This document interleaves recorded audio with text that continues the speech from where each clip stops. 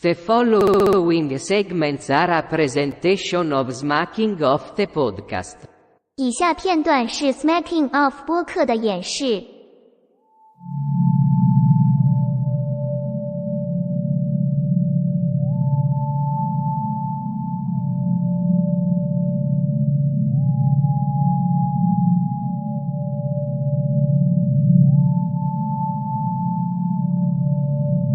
And now, Smacking Off the podcast.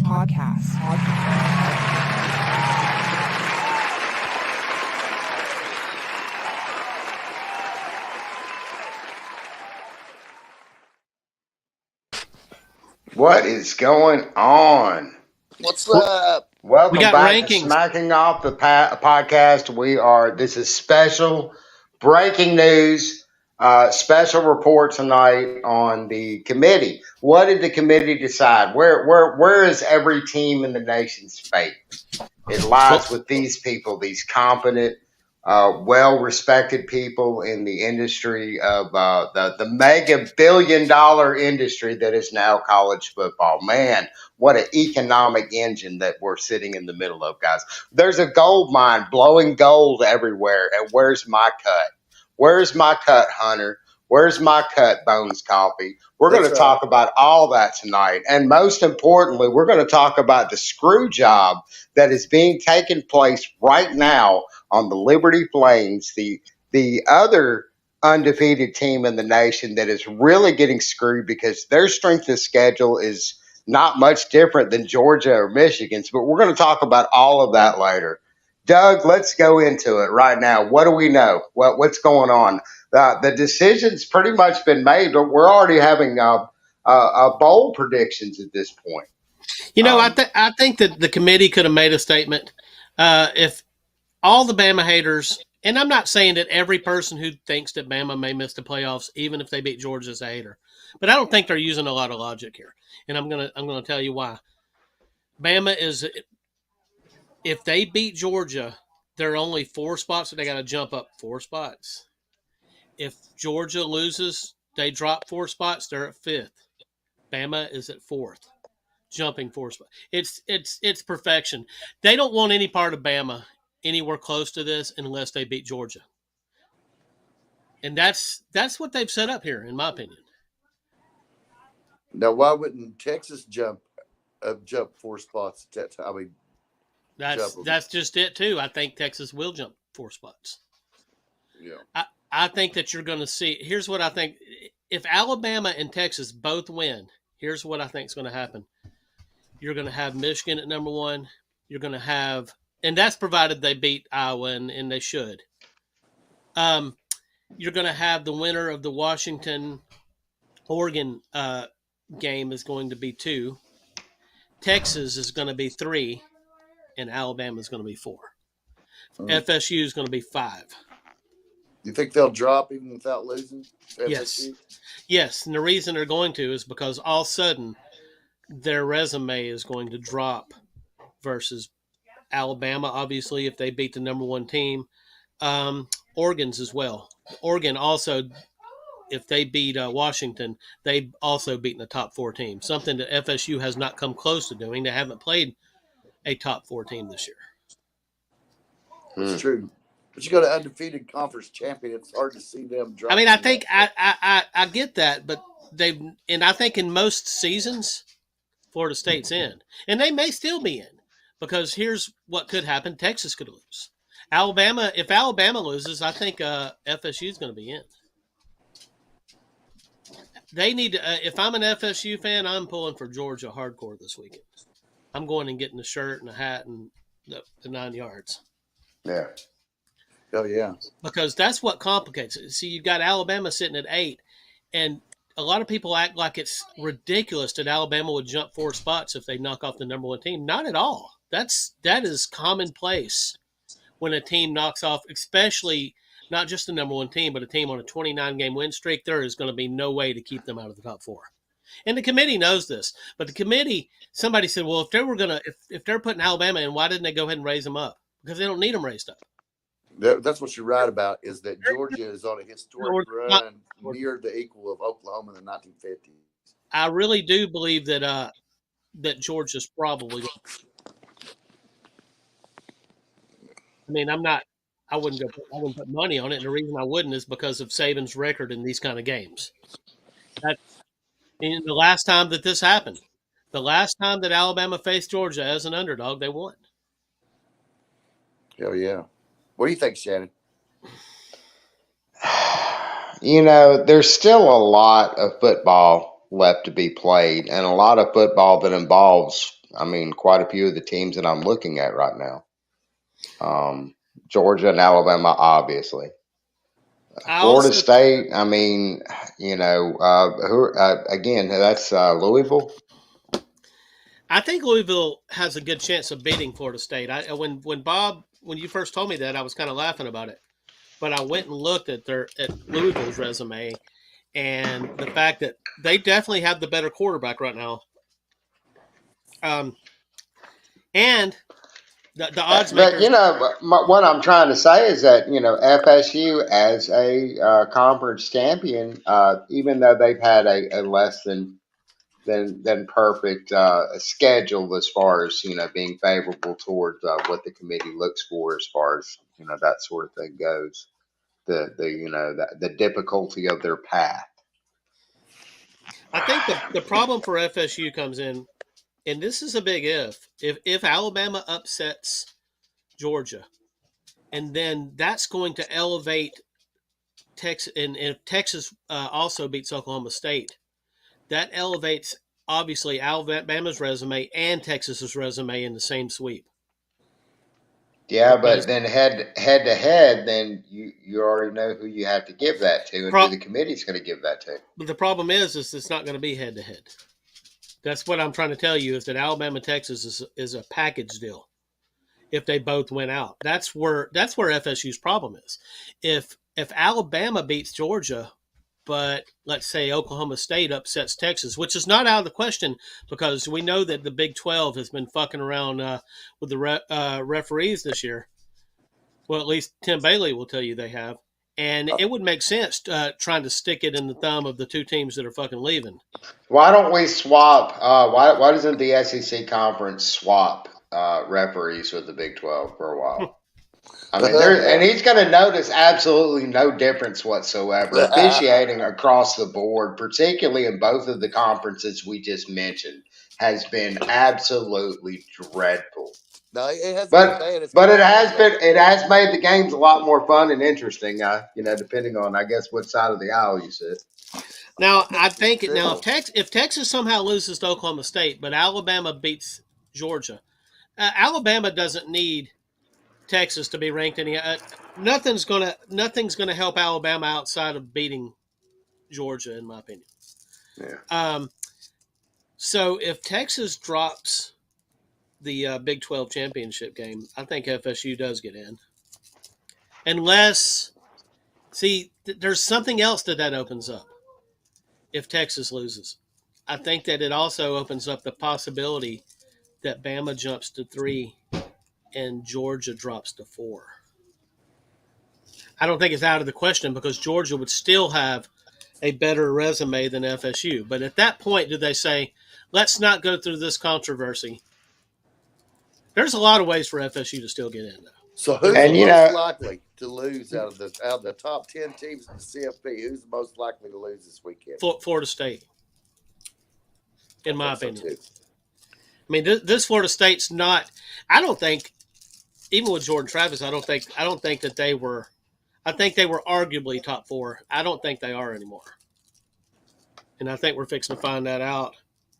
But let's say they do walk away with not just a win, but a convincing win as the ACC champion. Again, playoff committee has been very pointed, particularly as this process has gone on, about making sure to include the fact that they won their conference, that they would prefer to have a conference winner decided in their discussion. And, quite frankly, thank God this thing is finally coming to a close, and we're going to open this up to more teams. Because it's really just going to make these conversations a lot more interesting, and then it's going to be not so much about who got left out, but who's getting placed against who to play for the national champion. In my that sort of opinion, thing. Alabama does not have the resume to be in the top 4 right now. But if they upset number 1 Georgia, I don't think there's any way to stop it. But they're not going. They're going to 4th. So I think that's Florida State's biggest problem is if Alabama upsets Georgia. Now if Georgia beats Alabama, I think FSU's in. Oh well, but what happens if Alabama beats Georgia, Mhm. but it is an extremely close contest right down to the end? Mhm.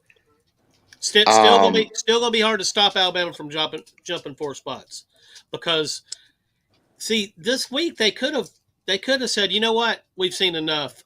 Michigan against Ohio State, this is our top team. I think if they dropped Georgia to 2nd, it would have shown that they were definitely had leaving Alabama out of the top 4, even if they beat Georgia on the table.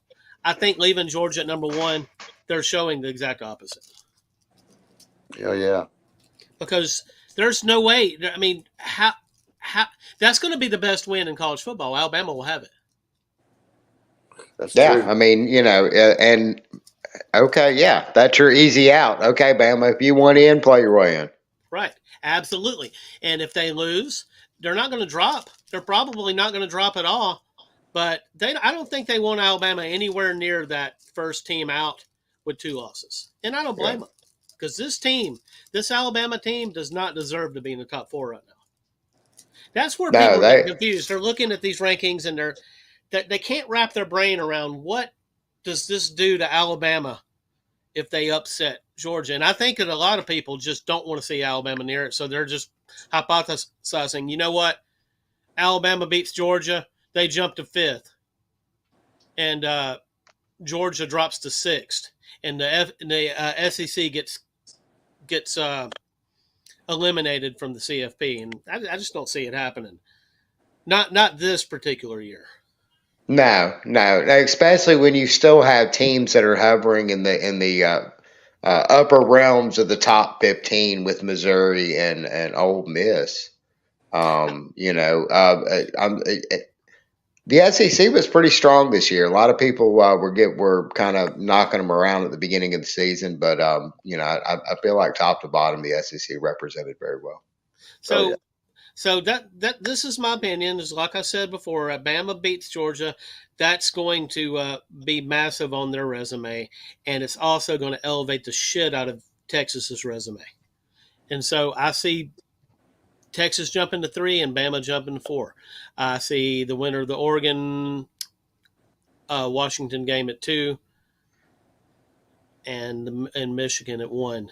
Now there's all kinds of so basically what you're saying is the ACC is going to get snubbed this year. Yes. I think all Oregon's got to do is beat Washington, and a lot of people don't believe that that's the case, because they say Oregon has a very weak resume, and they haven't beaten a top 10 team. But if they beat Washington, that is going to be a top 10. That's going to be a top 4 win.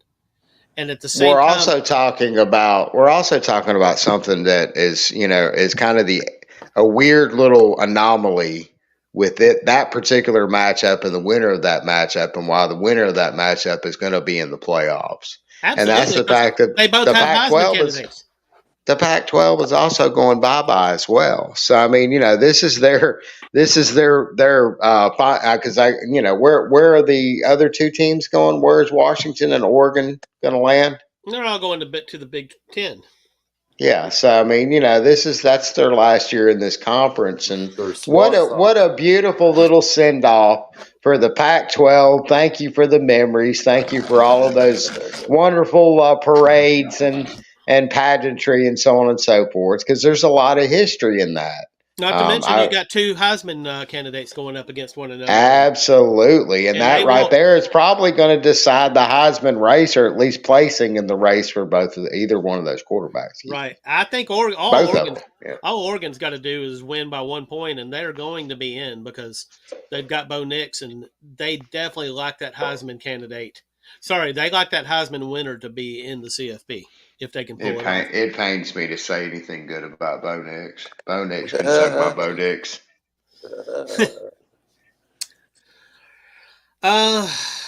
Let's see what weird shit can happen. Florida State can lose.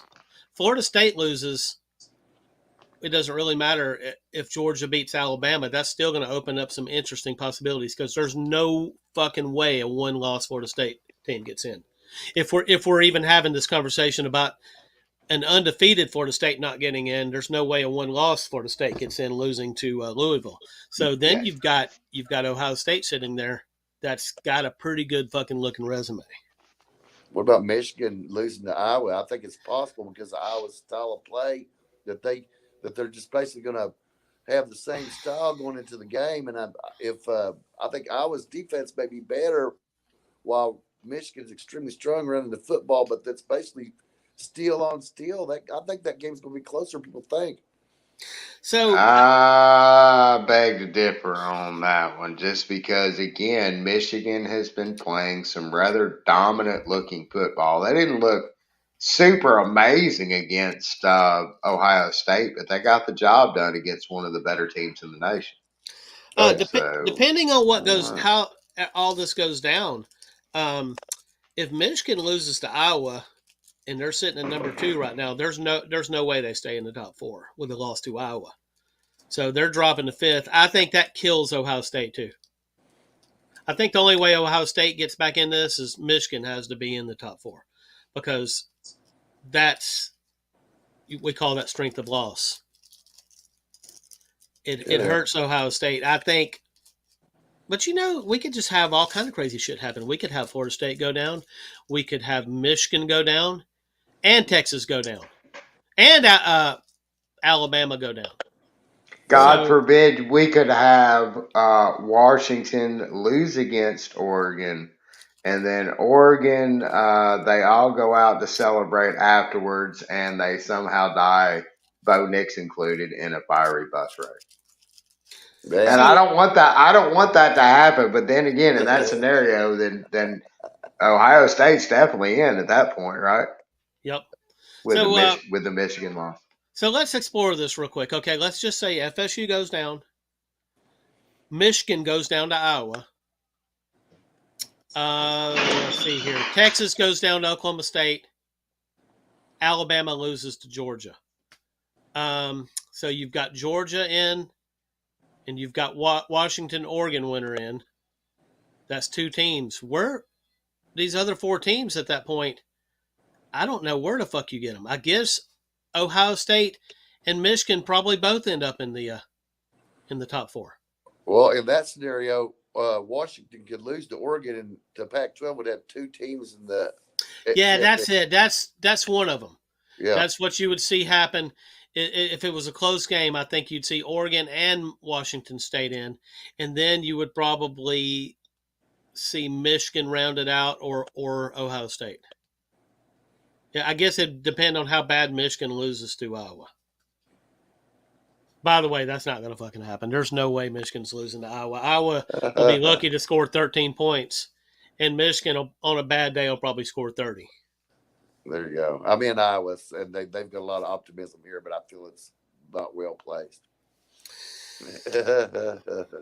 So, what's the betting lines here? I think Georgia's favored 5.5 over Alabama.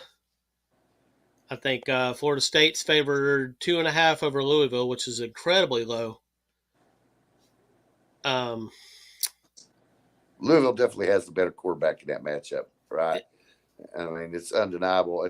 And Florida State hasn't shown a dominant running game. They haven't shown a dominant defense. Now their wide receivers look great, but nobody's there to get them the ball, So really, if I had to look at Florida State and be objective as a top 4 team, I really can't name one aspect of what they do that's been any better that sets them apart other than the fact that the receivers have deep speed and are able to beat their guys. Okay, so I'm looking at this real quick. Now, this is changing the subject slightly. Oregon is favored by 9.5 over Washington. Damn. That's incredibly high. Bo Nix. Washington has flirted with losing for a lot of the year. Of course, they flirted with losing to Oregon, but they didn't. That's Oregon's long losses to Washington. But there's one thing that we got to mention is it's really difficult to beat a good team, two times in 1 year. The reason is because the team you beat the first time has all the motivation the second time. They are the team that gets to make the adjustments. Washington don't know what to do. Do they do exactly what they did before? Oregon knows what to do. They can look at the film and they can see what adjustments they need to make. Washington, it's not as clear for Washington.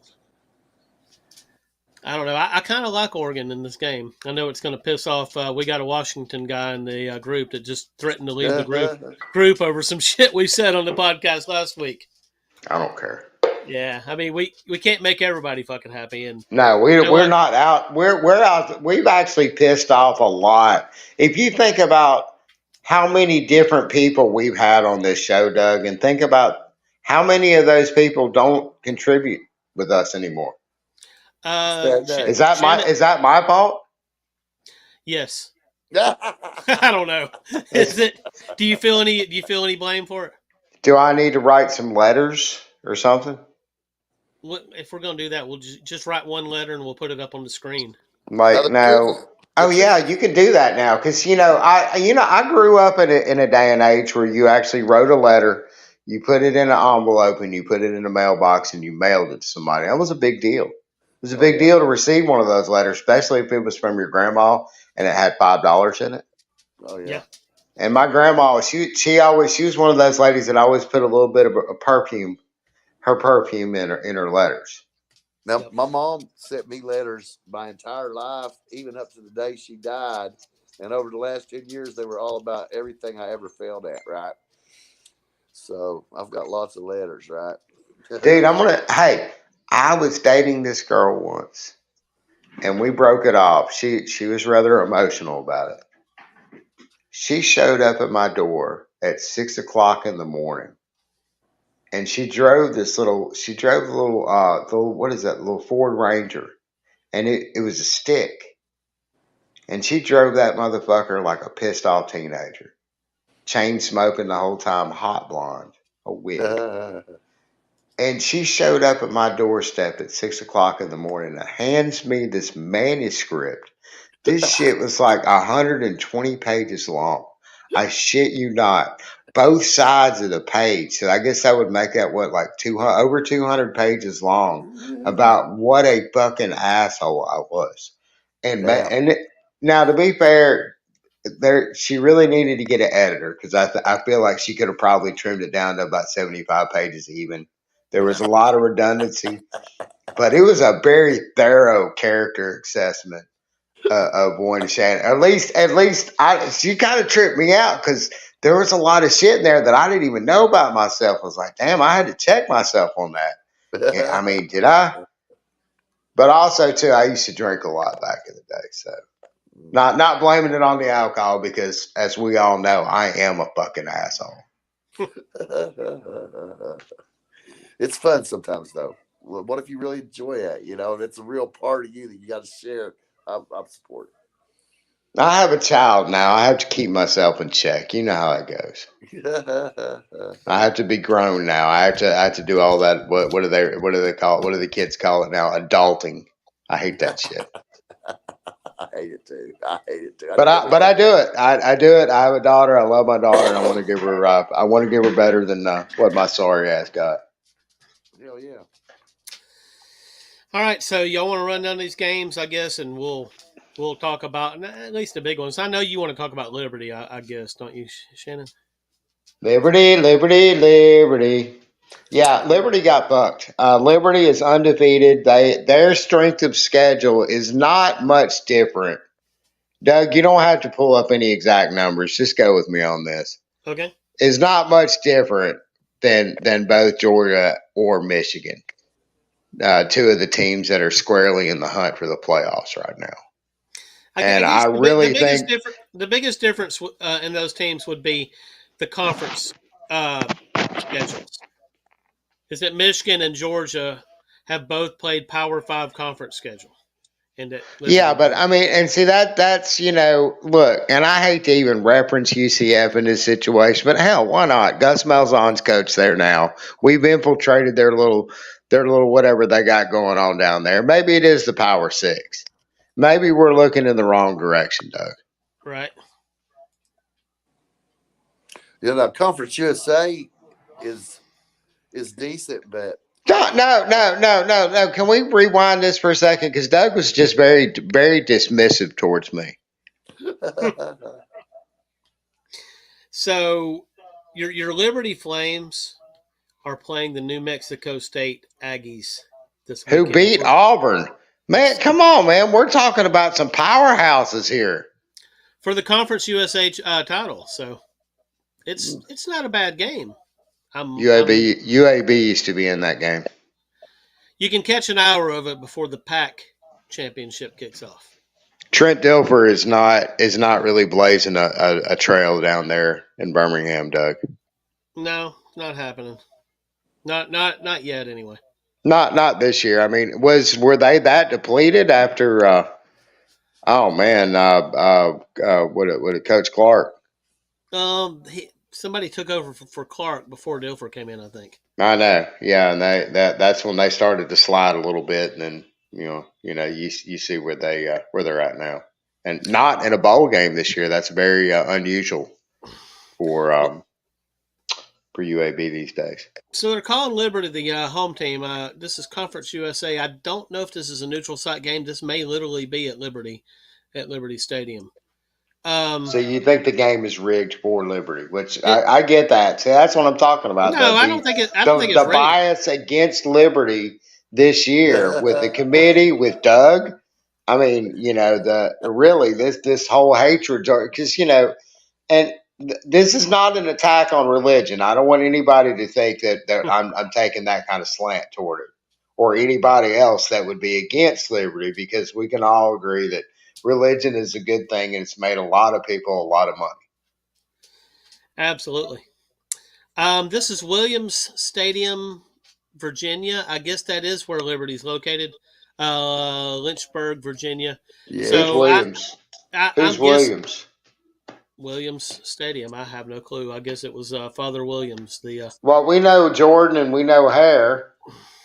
We know Bryant Denny. Yep.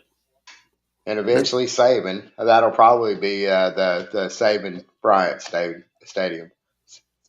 And it'll have a Mercedes emblem in the middle of the field. I think Bryant Saban Stadium has a better ring to it. But anyway, but you know which way that argument's leaning, especially if Alabama ekes their way into the playoffs and actually miraculously wins the national championship this year. So I really don't care that New Mexico State beat Auburn. I say Liberty takes care of New Mexico State on Friday. So I mean, conference champion, right? Mm-hmm. New Mexico State, they beat Auburn a lot more convincingly than Alabama did. So by default, New Mexico State's probably a better team than Alabama. Well, that's what Sean Vallely said, and I believe him. Maybe they're getting kind of fucked in this situation too. Yeah. So you get a chance to watch that one for an hour, and if you're interested in the PAC championship, you have to turn over to ABC to catch the PAC championship Friday night, which is okay. Yeah, see, that's what I'm talking about. More of that bias. Yep. More of that anti-liberty bias. No, okay. Let's get back to talking about some real football, Shannon. I'm talking about an undefeated team that went through their whole entire schedule and didn't lose a fucking game. Yeah. I mean, they're 24th. I don't have any. I'm not a voter, Shannon, so I'm not taking the blame for this one. Yeah, but I mean, I feel like you're being real judgy right now. That's okay. So Oregon at Washington. I like Oregon. I know Oregon's favored by 9.5, and I don't know. I just got a feeling that Nix is playing some really good football right now, and I think Oregon wins this by 10 points or more. What's I don't y'all's know. thoughts? I think Washington seems to be able to pull out these tough games, man. And I mean, that's a fact. They've been toying with losing all year, and they haven't done it yet. So that gives you a lot of confidence, you know. mhm. Whereas if you win big and then you get fought close, you can lose confidence and wonder what the hell went on. Whereas if you go into these games and at the end of them you pull through and win them all the time, then you have a confidence that you can do that again.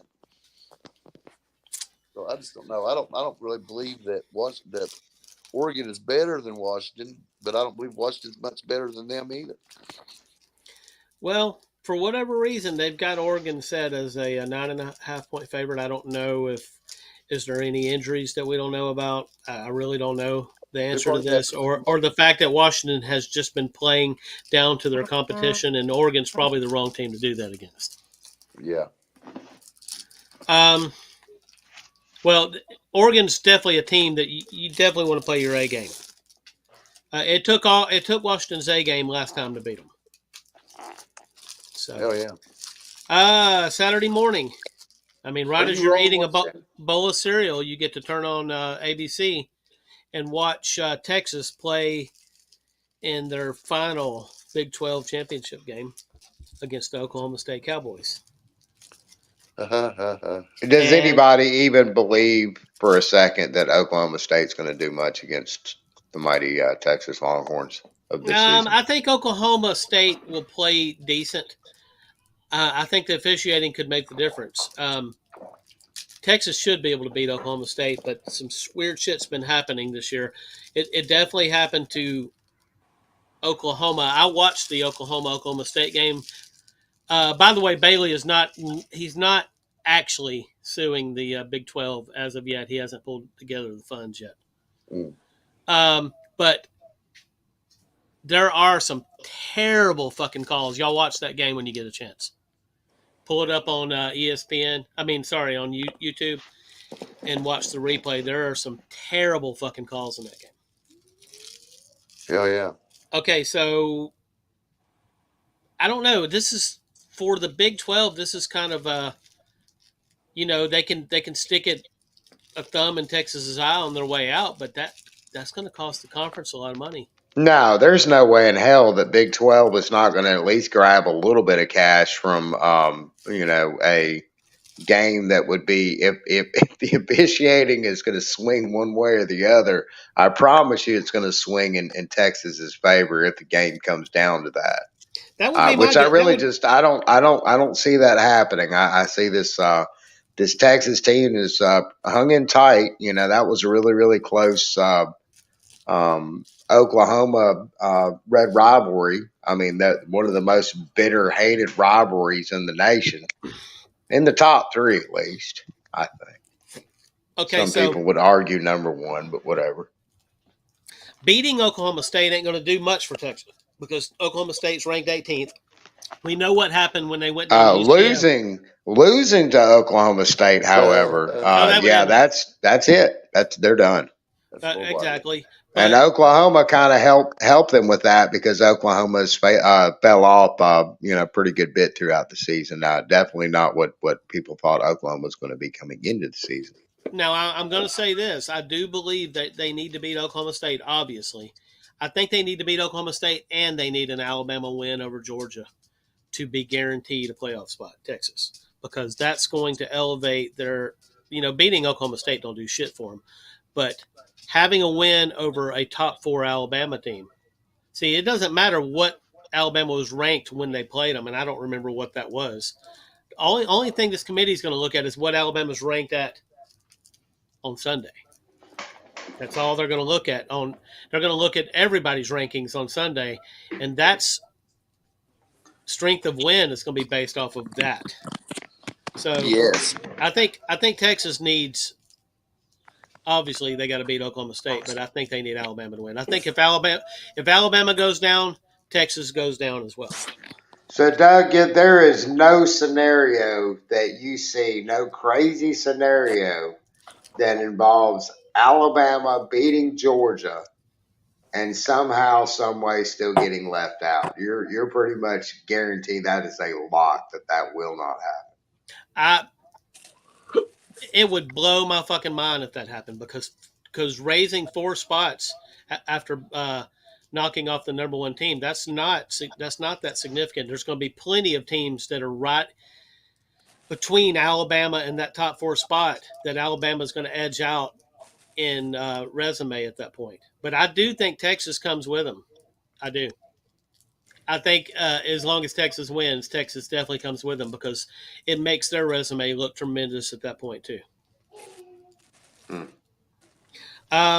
Now there's a scenario where Alabama beats Georgia, and Texas somehow fucks up and loses to Oklahoma State, and Texas is out, and Alabama's probably in, and then you'll probably see FSU in as well. Yep, I think if the committee was getting ready to leave Alabama out, I think they would have dropped Georgia today. Hell yeah. I think they would, because it wouldn't hurt Georgia at all. They could have dropped Georgia to 3 if they wanted to. That wouldn't have hurt Georgia. They could have said, okay, Georgia struggled with Missouri. with a bad Georgia Tech team, so we're going to say they're not the best undefeated team, and they could have said, shit, we think they're the 3rd best undefeated team. So is Missouri Georgia's best win? Right now it is. That's interesting. And it's a good win. Yes. But I don't think that would stop. I mean, they could, if the committee was ready to leave Alabama out, even if they beat Georgia, what they would have done this week is they would have dropped Georgia at least to 2. Because they could have easily done that. They could have easily said, okay, based off of the way Michigan looked against a really good Ohio State team, we got to put Michigan at 1 now. Yeah. But we didn't think nobody thought Ohio State. I mean, there was a lot of people, homers, that thought Ohio State was good, but people that watched I think Ohio State is really good. I mean, that was a tight game decided, late in the contest. I don't know. I mean, I think, especially a very bitter historical rivalry, you have to add that element of that. And, and I going back to Texas, Oklahoma, you've got to add that element of it into it. You got to add that element into it against the Alabama Auburn game this year. Like it or not, because I'm going to tell you what, had it not been for a miraculous pass, 30 seconds left in the game, we definitely were fixing to lose that game. But Ohio State did show that they don't have a quarterback, right? They're really no different than FSU, except they've lost a game, So that's where I see Ohio State. Hey, Doug, you know what they should do? What's that? Daniel Moore needs to do a painting of the muff punt. You know what? This is changing the subject. How much would it cost to commission that? I don't know. We need to get a GoFundMe. We need to get a GoFundMe to commission Daniel Moore to do that painting. I bet you $1 right now on this podcast that if we got a GoFundMe going and we got a little bit of buzz going, which I got ways of making stuff like that happen. I'm serious. We could raise enough money to get Daniel Moore to do the famous historical muff punt print. Oh man, that would be amazing. How much would that cost? Like $10,000?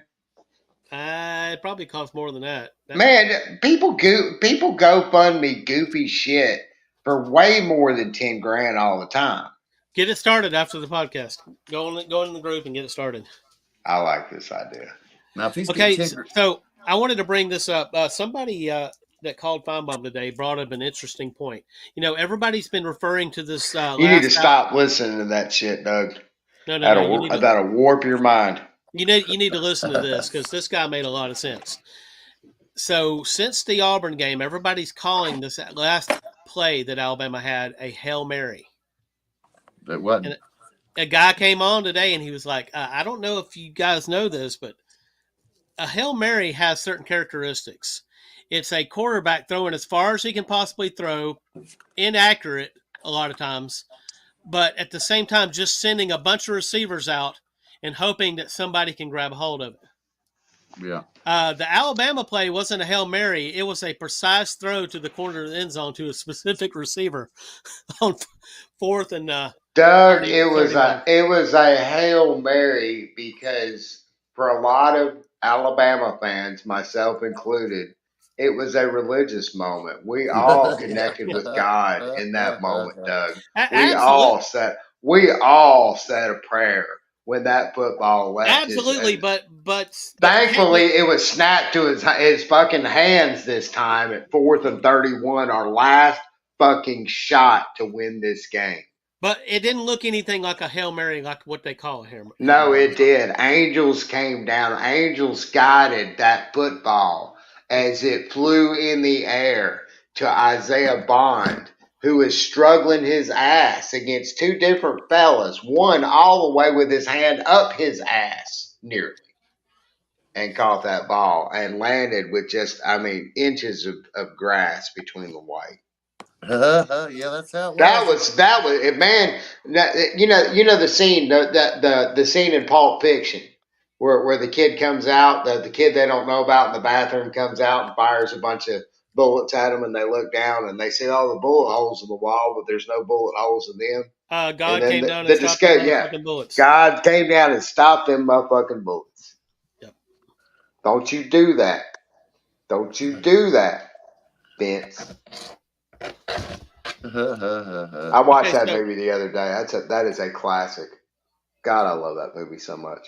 3 p.m. Saturday, CBS. Number 1 Alabama versus number 8 number 1 Georgia. I'm so used to saying number 1 Alabama. Number 1 Georgia versus number 8 Alabama. I like Georgia right now. I probably wouldn't bet on it, like I said, because Nick. Doug, if you want to have some fun, go into any random college football chat, find a Georgia fan, and just tell them that Jalen Milroe is a better quarterback than what's the kid from Georgia? God, Shit, I can't remember his name. Oh God. Anyways, and you know he's probably going to be mentioned as a finalist for the Heisman as well. I mean, he's thrown for over 4,000 yards. Yeah, he's had a great season. And Georgia is undefeated at the moment. Carson Beck. Carson Beck. I knew it was some white boy, white bread honky name. Oh yeah, Carson Beck. Yeah, I mean seriously, if that doesn't scream, Doug will know what I'm talking about. If that didn't scream Mountain Brook, I don't know what does. He sounds like he's going to be an investment banker in about 10 years. So where I'm at on this game is, I mean, Georgia definitely looks like they're going to be really difficult to beat. But I'm torn a little bit because, like I said, Saban has been. By the way, he's been an underdog 4 times since 2010, and they've all been against Georgia, and Alabama has won every one of them. Yeah. So there is that. But stats like that, they're cool and everything, but they don't really mean anything in the grand scheme. I'm afraid that Saban doesn't have what he needs on both sides of the ball to win a game like this. I think we've seen signs of it all year. Alabama hasn't played a team the caliber of Georgia. They haven't. Some people might say Texas. Well, Doug, to be fair, there's not many teams playing in the nation this year that are playing to the caliber of Georgia this year. Georgia has played extremely dominant all season long. And there's been some cream puffs, and, they are in the SEC East, which is a little down this year, but not out, not by any stretch of the imagination. Tennessee's still good.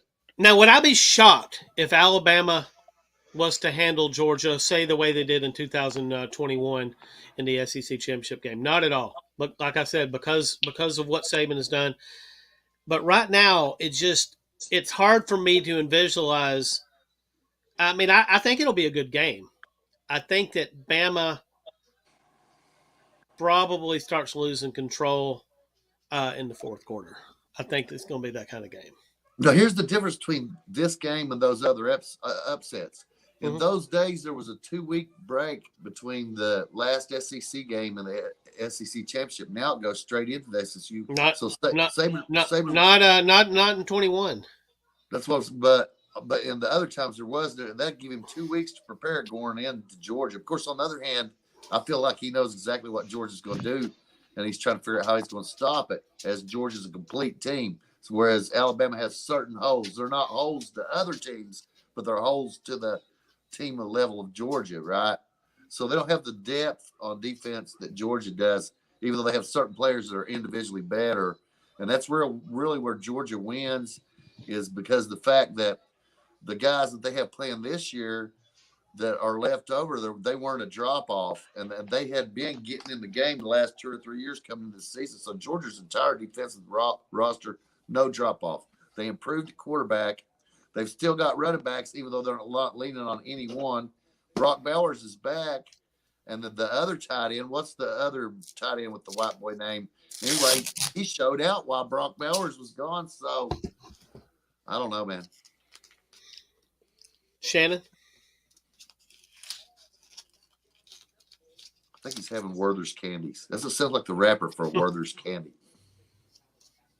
Or do I want a Werther's candy? Oh, shit. Shannon's not even here. Oh. He's gone. What happened to him? So let's run these other games down real quick. Let's hurry up before he gets back. All righty. Let's see here. SMU and Tulane. Who gives a fuck? Do you care about that one, Bob? I think it'd be highly entertaining, but it's not important enough for us to talk about on Smacking Off the Podcast. No, Appalachian State at Troy. Nobody gives a fuck. Yeah. Okay, Michigan at Iowa. Iowa, that's interesting. I mean, Iowa's got a good defense. Hell, a great defense. But a great defense in this day and age against a capable offense. The problem with Iowa is their offense. They're not going to score enough to complement a good defensive effort. You're probably right about that. I'd like to see Iowa win because I just plain hate Michigan, and I think they're crushed. I would just for the posts that are coming from Mac Truck, I would like to see Iowa win this game. Absolutely. It'd mean a lot to Mac. We'd bring her on the show, let her crow for sure. Okay, and I'm just going to go ahead and say it. My upset of the week, and it's not a big upset, is number 14, Louisville takes out number 4, Florida State by a field goal. I think that's a good choice. I think it'd be a better game than most people think. But like I said, the quarterback at FSU ain't that great. Louisville does have a quarterback. And I don't believe the FSU's linebackers are as good as Kentucky's were. So, therefore, they're not going to stop Louisville. So, they have to score with them. Now, they could have scored with them before, but I don't believe they will now. Shannon. Yes. All right, so I'll catch you up real quick. Let's see. We went over some shitty games. Let's see. SMU at Tulane, nobody cared about. Do you care about anything there? No. Appalachian State at Troy, that's a big one. Now, wait a minute. Troy is now going to be the second best team in Alabama. Yeah, you're right. Is John Summerall the coach at Troy? John Summerall? Is he still the coach at Troy? I don't know. I have not paid any attention to Troy in so long. And his name is Troy's actually fielded some really good teams over the past several years. That's right. John Summerall, I think, who was the defensive coordinator at Kentucky prior to Brad White, was hired as Troy's head coach here a while back, and they looked like they've been up. I don't know if he's still there. That's why I was asking. Okay, so we just got done discussing Michigan and Iowa, and my opinion on this is that I would love to see Iowa win for obvious reasons, but just to see the Mac Truck posts afterwards, it would be worth it to see Iowa win this game. It'd be special. Oh, absolutely. But I mean, the problem is here in the real world. The problem, that I see, probably not going to happen. The problem I see with Iowa is, I was telling Bob, is they got an unbelievable defense. They got a great defense, but in this day and age, a great defense can do so much. And their offense does not complement their defense. To be able to capitalize off of that great defense, they need to be scoring, close to 30, and this team is scoring about 12 or 13 20. points a game. Yeah. All right, and I picked Louisville to upset Florida State. And I'm pretty sure Shannon's probably going with Florida State. But No, because again, Florida State is without their starting quarterback. They still are finding ways to win, and again, if they find a way to win this one, they're still in the conversation. It's just going to make the conversation that much more spicy. I think it definitely hurts that their starting quarterback's out. Even if they had a better resume, I think what you would see. Here's the thing. This committee is here to protect all the money interests. That's what they're there for. Now, what would the money interest have in this? What interest would they have in this Florida State team? They hate these fucking games, these semifinal games that lose the audience in the first half. Yeah. And Like that's TCU. that's the possibility you got with Florida State, where they backup quarterback is, let's just say, number 4 Florida State versus, and we're going to go ahead and say Georgia beats Alabama. Florida State versus Georgia. I mean, this game's going to get out of hand probably in the first half, and they're going to lose their audience, and there's no money to be had there. I You mean, need them people need to be perhaps watching commercials. And again, it really depends on okay, the whole entire state of Florida is going to be watching, but outside the state of Florida, I mean, how much national interest does Florida State really draw these days? I remember Well, back in the day that when Florida State was a national brand, and these days, not so much.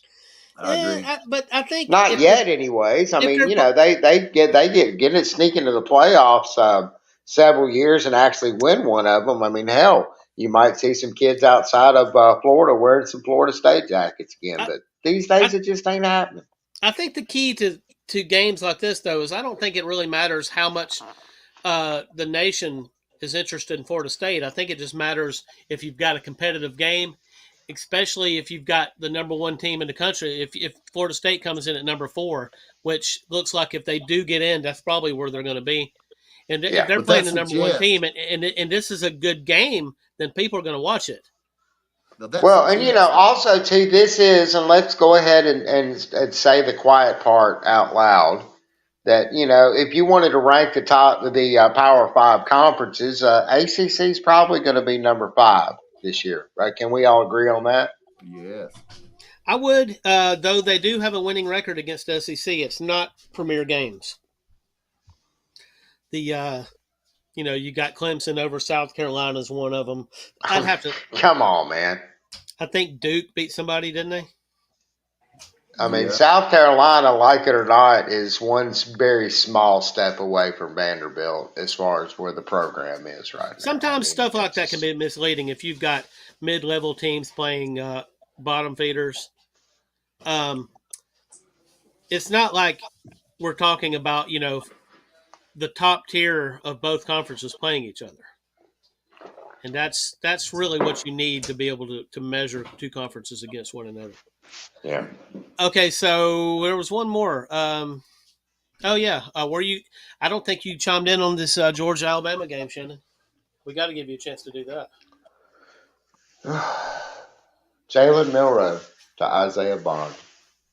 Ow! That's what it took in the very last chance that we had to win that game. It took a miracle to beat. I mean, let's face it. Auburn's offense, particularly their run game, they ran for what, 240, 250 yards against this Alabama defense? Too many. Yeah. That's way too many. And their quarterback at times was actually able to throw some very, very beautiful passes in some places that Alabama hasn't really allowed people to throw this year. Not for real. They had to move the safeties up because of Auburn's run game, so it made Auburn's awful quarterback look almost passable to hit wide. So I don't know if that was a Hugh Freeze trick, because Hugh Freeze does know how to coach against Nick Saban. Yeah. Let's give credit where credit is due. I hate that because Hugh Freeze definitely played to his strengths. And this particular Auburn team this year, their strengths have definitely been on defense, which they were able to contain Alabama for a good portion of the game. They didn't shut them down by any means, but they were at least able to keep things manageable. Alabama done it to themselves though, like with the fumbled, the snap, the bad snap. Lost 2 touchdowns just straight out. Yeah. Alabama's going to have to play a complete game to have a chance here, and that's a fact. That this shit of playing a great second half but not in the first half, and of course that didn't even happen against Auburn. This game is going to take 60 minutes of football for Alabama. This is not going to be a convincing win. And that's I don't think for either team. And that's no guarantee of a win either. If Alabama plays 60 minutes, that's what I'm saying. That guarantees they'll be competitive, right? This is a really good Georgia team, and again, they're going to have to play 60 minutes of perfect football on both sides of the ball against this particular Georgia team this year. They're scary good. Now, let me say this. Georgia was scary good in 2021, too. And it was pretty much, I wouldn't say identical, but Alabama looked like total shit against Auburn the week before the SEC championship game. And who the hell thought Alabama had even a chance to beat Georgia in the SEC championship game? And they did. They actually handled them. That was when they had both receivers, and I think one of the receivers went out in the middle of that game. And, of course, they lost their next receiver the next time they met Georgia. Yes. Yeah.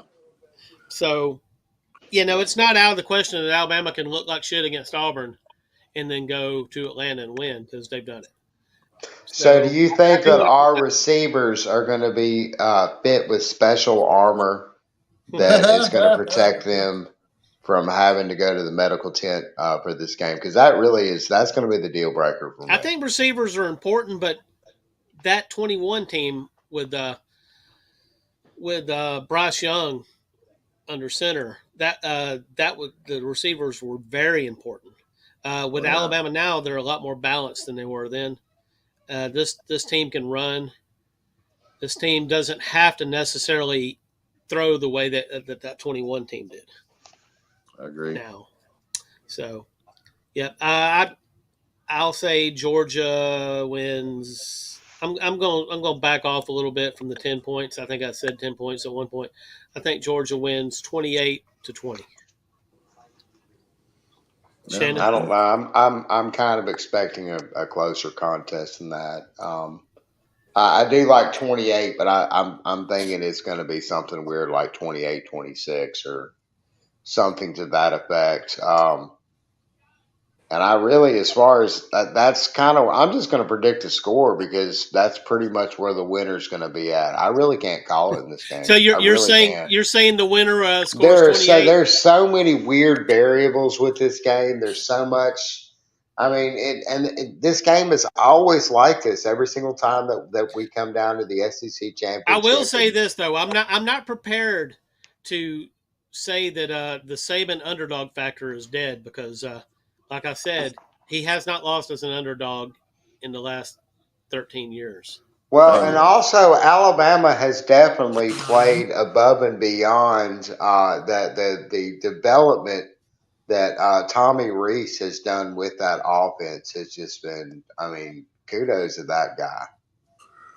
His play call in Auburn gave, his play call against Auburn gave Alabama a chance in that game and ultimately won the game.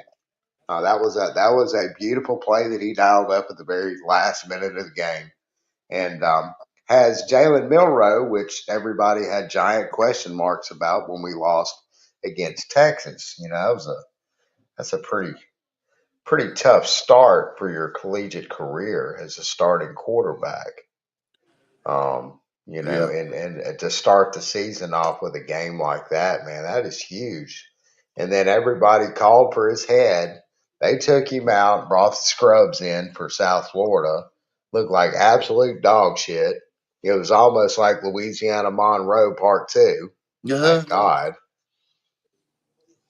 And, Saban taught his fan base a lesson with that game. I love that game for that. That really was that whole entire game. If you didn't. If you haven't followed Saban, like a lot of diehard Alabama fans have followed Saban, you have to know that he was trolling his fan base with that.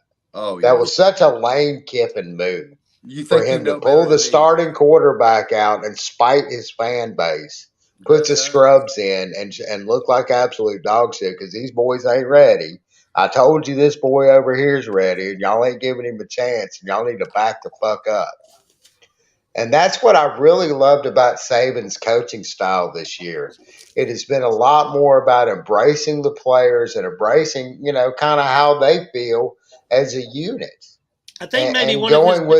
going with their decisions. These are these young men. We've instilled in them what it takes to be leaders. They're leading this team, and I'm just gonna be here to guide them and make sure that I give them a good enough offensive coordinator, defensive coordinator, good plans and good schemes, and give us a chance to win this thing. But ultimately, our players, when they have decisions and they have feelings about things, we need to honor that because Saban is realizing, and he learned this in the NFL about managing egos. It's a whole different world. It's a lot closer to the NFL now because now people are getting paid. Money's being spread around. I think this may Favoritism. be one of Saban's best coaching jobs. Oh man, absolutely. And again, if he's able to win national champion, I don't know, coach of the year definitely is an order. Yeah, because this is definitely not his best team ever. Although this quarterback has improved vastly.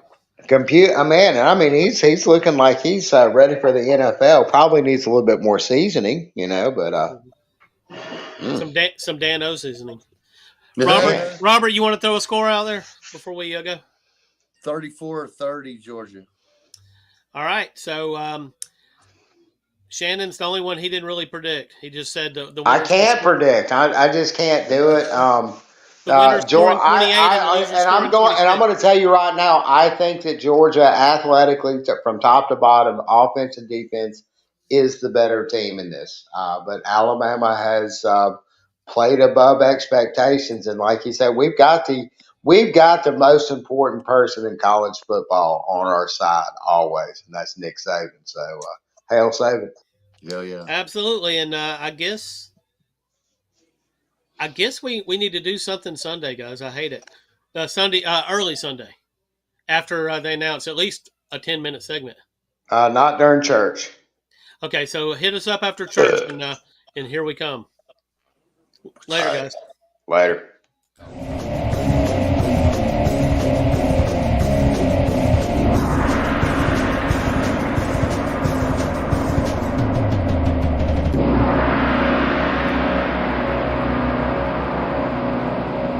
Thank you for supporting Smacking Off the Podcast and College Football Dogs. And don't forget to stream in each Sunday evening for a live episode at 9 p.m. Eastern.